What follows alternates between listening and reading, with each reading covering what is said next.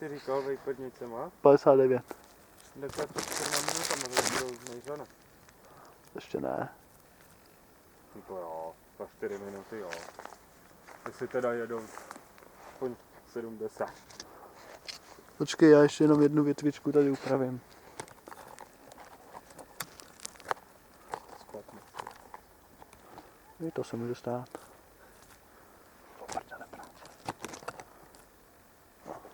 Dobrý, Ty dáváš ty videa někam? No, občas, no, občas. Už mám čas. Přes ty přijde chuť to tam nahraje.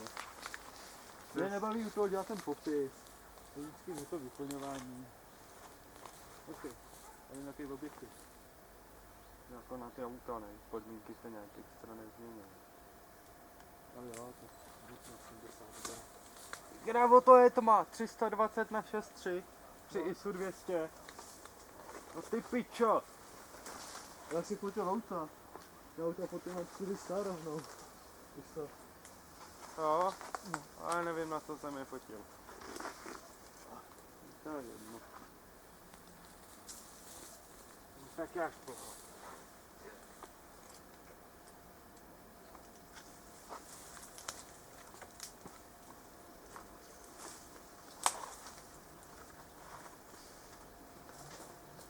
A tyhle ty gatě, vole, jsou se tak na hovno leze.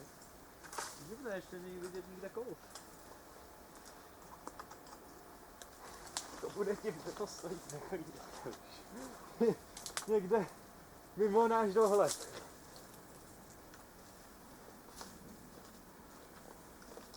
No, už to jede. To je nějaký kamion tam. Není možný. No fakt to jede, ty vole.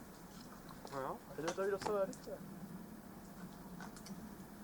Víš, proč ta 59 tak dlouho nejezdila? No. Oni ji ladili na tuto.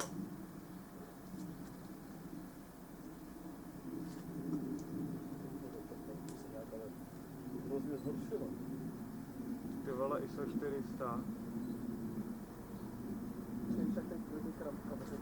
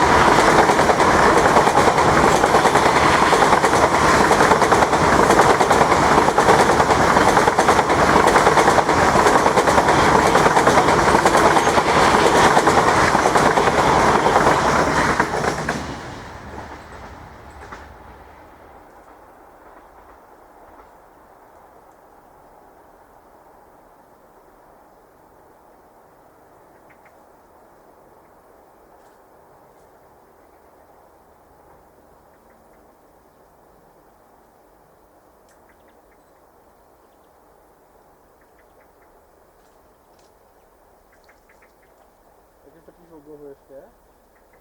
No. No, zase tak vysmažený to ne. Viděl jsi, kdo to vez? Kdo? To byl podle mě ten Venca. Já nevím, kdo to je. Jak jsme s ním byli v hospodě. Ten Koranda. Ten jo? Hm.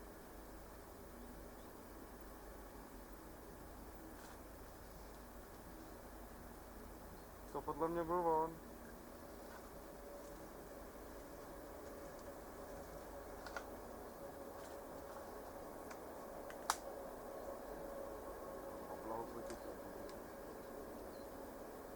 A to vysmažený nějak nemám. Já taky ne, tak velký obloha je lepší.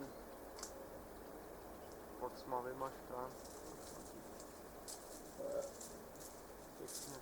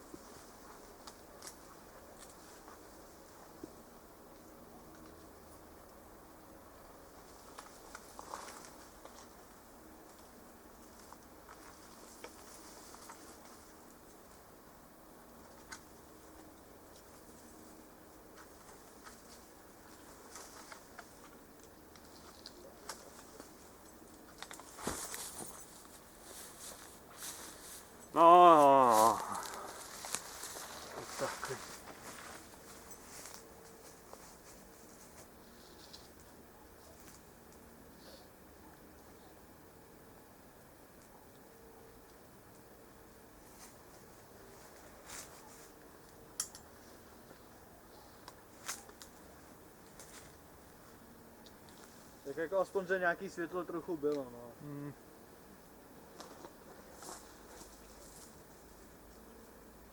Tak jako musí být, když svítí trochu. Já bych řekl, že už teďko ne. Cože? No tak pořád přes ty mraky je něco vidět. No. No, jako mohlo to být horší, no. Tak myslím, že ty nejřany v květnu byly horší. Nevím, no. Tak tam zalezlo úplně. No.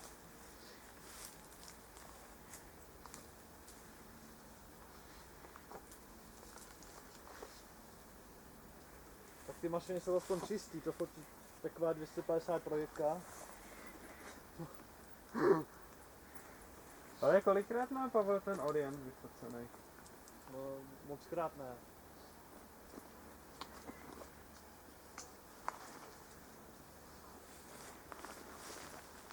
To ten do zbuchu na osobách? Ne, půjdu do doma říct na něj. Říkáš, že nechceš jít do nejzem, když to se nespíná. Kolik jede? Teď je 16:10 a osoba je nějak ve 3/4 z nejzem. No, 46 nejsem. No. No tak.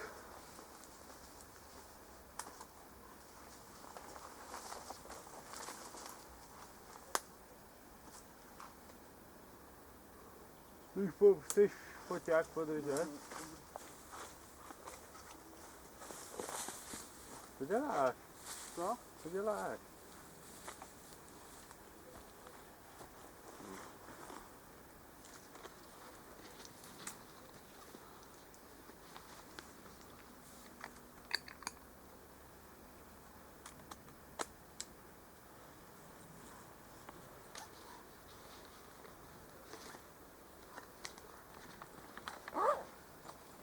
No, ale už Orient fotit nebudu, protože to nemá H1. Jo. To je podstata z toho. Kolik chceš jít tudy, nebo? Já bych šel po cestě. Asi jo. Šel do